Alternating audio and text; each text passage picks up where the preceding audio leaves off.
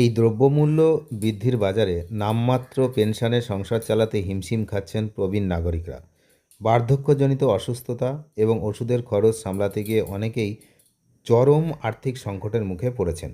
এমতো অবস্থায় ডিএ মামলার রায় কখন বেরোবে সেই দিকেই সবাই তাকিয়ে রয়েছেন, সরকারি কর্মচারী থেকে ফ্যামিলি পেনশনার প্রত্যেকেই।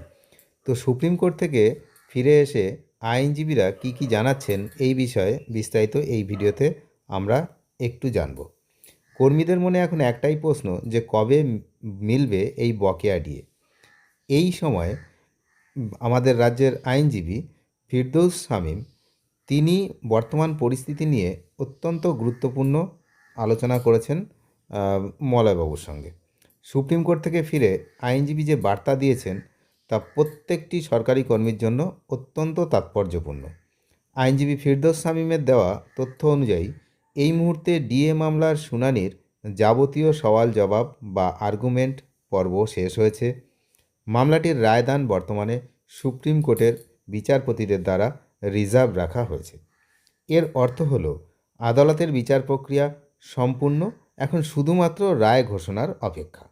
বিষয়টি যেহেতু সম্পূর্ণভাবে বিচারাধীন এবং আদালতের এখতিয়ারভুক্ত, তাই বাইরে থেকে এই মুহূর্তে হস্তক্ষেপ করার কোনো আইনি সুযোগ নেই। কর্মচারী মহলের অনেকেই চাইছেন যাতে মামলাটি দ্রুত শুনানির জন্য বা রায়দানের জন্য আদালতে মেনশন করা হোক।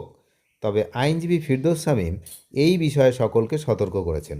তিনি স্পষ্ট জানিয়ে দিয়েছেন, যখন কোনো মামলার রায় সংরক্ষিত থাকে তখন সেই মামলা নিয়ে বারবার আদালতের দৃষ্টি আকর্ষণ করা বা মেনশন করা অনেক সময় হিতে বিপরীত হতে পারে। তো এমনটা তিনি বলেছেন। এটি অত্যন্ত সংবেদনশীল মামলা। তাড়াহুড়ো করতে গিয়ে সামান্য ভুল পদক্ষেপে গোটা মামলার ফলাফলের উপর কিন্তু নেতিবাচক প্রভাব ফেলতে পারে।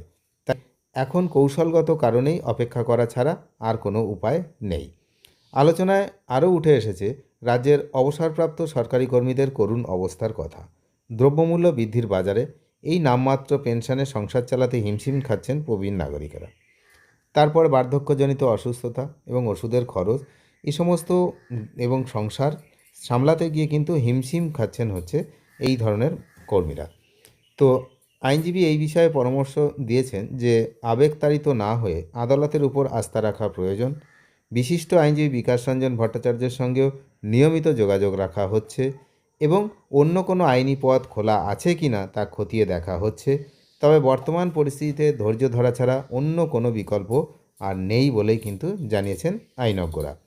তো সকল সরকারি কর্মচারী এবং সংগঠনের প্রতি আইনজীবীরা বার্তা দিয়েছেন যে মামলার গুরুত্ব বুঝে কোনো ভুল পদক্ষেপ নেওয়া থেকে বিরত থাকতে এবং সুপ্রিম কোর্টের চূড়ান্ত রায়ের জন্য অপেক্ষা করতে হবে। এছাড়া এই মুহূর্তে কোনো বিকল্প নেই। যদি তাড়াহুড়ো বসে অন্য কিছু করতে যাওয়া হয় সেক্ষেত্রে হিতে বিপরীত হতে পারে।